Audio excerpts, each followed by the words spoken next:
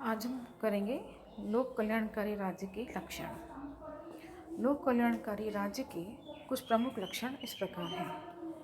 पहला है लोकतंत्रीय शासन।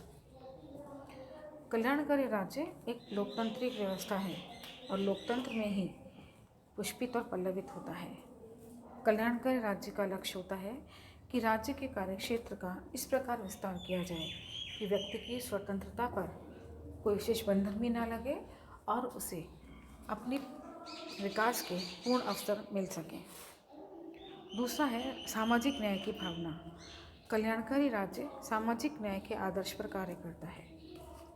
अमीरों पर उनकी आय के अनुपात पर कर लगाया जाता है और गरीबों से कर कम लिया जाता है ताकि आय का अंतर कम हो जाए और आर्थिक समानता और लोकतंत्र की स्थापना की जा सके। फिर आता है सामाजिक सुरक्षा।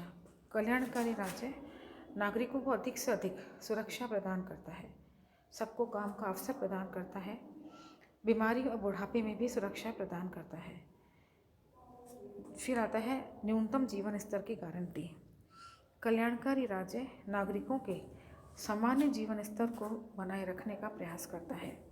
अच्छे जीवन के लिए आवश्यक वातावरण का निर्माण भी कल्याणकारी राज्य का एक लक्ष्य है।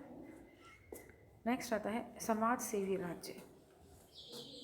कल्याणकारी राज्य एक समाज सेवी राज्य होता है। ऐसा राज्य निरक्षरता और निर्धनता को दूर करने के साथ साथ सड़क, आवास, पार्क आदि की व्यवस्था भी करता है।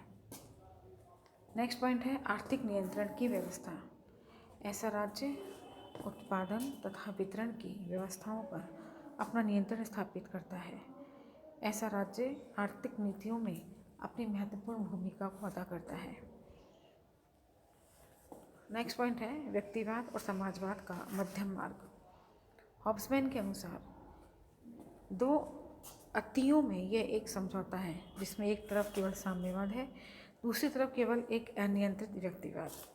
कल्याणकारी राज्य मध्य की स्थिति है जहाँ पर व्यक्ति के महत्व को स्वीकार करके उसकी स्वतंत्रता भी बनी रहती है। फिर आता है अंतर्राष्ट्रीय सहयोग की भावना। कल्याणकारी राज्य का विचार एक अंतर्राष्ट्रीय विचार है जिसमें एक राज्य की दरिद्रता से सभी राज्यों की समृद्धि के लिए भय बन जाता है। ऐसे में सब मिलकर कल्याणकारी राज्य का विचार वसुधैव कुटुंबकम पर कार्य करते हैं। लोक कल्याणकारी राज्य के कार्य। लोक कल्याणकारी राज्य के कुछ अनिवार्य कार्य हैं, कुछ ऐच्छिक कार्य हैं, पर कुल मिलाकर लोक कल्याणकारी कार्य निम्नलिखित कार्यों को करता है। समाज सुधार, श्रम का नियमन अर्थात पेंशन, स्वास्थ्य बीमा, उचित पारिश्रमिक, मजदूरों को सहायता प्रदान करना, ये सारे कार्य लोक कल्याणकारी राज्य करता है। फिर कृषि, उद्योग और व्यापारों का नियमन भी लोक कल्याणकारी राज्य करता है। भारी उद्योगों पर राज्य स्वयं नियंत्रण रखता है। कृषि के विकास के लिए अच्छी चीज़ें, बीज, सिंचाई आदि की सुविधा प्रदान करता है। ऐसा स्थितियों में यह सहायता करता है, यह इसका दायित्व है कि वे पीड़ितों की सहायता करे। यह आवास गृह, आजीविका गृह, रैन बसेरों आदि की व्यवस्था करता है। इस राज्य का यह दायित्व है कि नागरिकों को भली प्रकार से वो शिक्षित करे। प्राथमिक शिक्षा से लेकर उच्च शिक्षा तक का सारा प्रबंध राज्य के द्वारा किया जाता है। नैतिक उन्नति के विकास में, साधनों के विकास में सहायक होता है। यह अपने राज्य में रहने वाले व्यक्तियों के स्वास्थ्य की रक्षा की भी कार्य करता है। इसमें श्रमिकों, स्त्रियों, बालकों सभी की डॉक्टरी जांच भी करवाता है।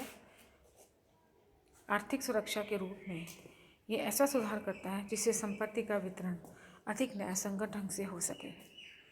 जिन्हें राज्यों में कोई काम नहीं मिलता उनके लिए वह जीवन निर्वाह भत्ते का प्रबंध भी करता है। राज्य की जनसंख्या को नियंत्रित रखने के लिए ये परिवार नियोजन संबंधी कार्यों को भी करता है। संक्षेप में कल्याणकारी राज्य के कार्यों की पूर्ण सूची को प्रस्तुत करना संभव नहीं है, पर एक सर्वमान्य धारणा है कि सार्वजनिक कल्याण की उच्च भावना को ध्यान में रखते हुए राज्य जो भी कार्य करता है वे कल्याणकारी राज्य के कार्य कहला सकते हैं। परंतु लोक कल्याणकारी राज्य की कुछ आलोचना भी की जाती है, जैसे व्यक्ति की स्वतंत्रता का हनन होता है, राज्य की बाध्यकारी शक्ति का प्रयोग किया जाता है। आलोचक ये कहते हैं कि कल्याणकारी राज्य कल्याण के आड़ में धनी वर्ग से उसका धन लेकर समाज में समानता स्थापित करने की कोशिश करता है, जो कि नहीं होना चाहिए। लोक कल्याणकारी राज्य के अंतर्गत नौकरशाही अत्यधिक प्रभावशाली और शक्तिशाली हो जाती है। इससे प्रेरणा का अभाव रहता है, समग्रवादी शासन का भय रहता है और यह कल्याणकारी राज्य काफ़ी खर्चीला राज्य माना जाता है, क्योंकि समस्त कार्य राज्य के द्वारा ही किए जाते हैं। इससे उत्पादन में भी कमी आती है, क्योंकि कल्याणकारी राज्य में सामान्य जन की भलाई के लिए राज्य को बहुत सारे कार्य करने पड़ते हैं और इसके लिए सरकार को धनी व्यक्तियों पर निर्भर रहना होता है। इससे वो हतोत्साहित होते हैं और उत्पादन बढ़ाने का कोई कार्य नहीं करते।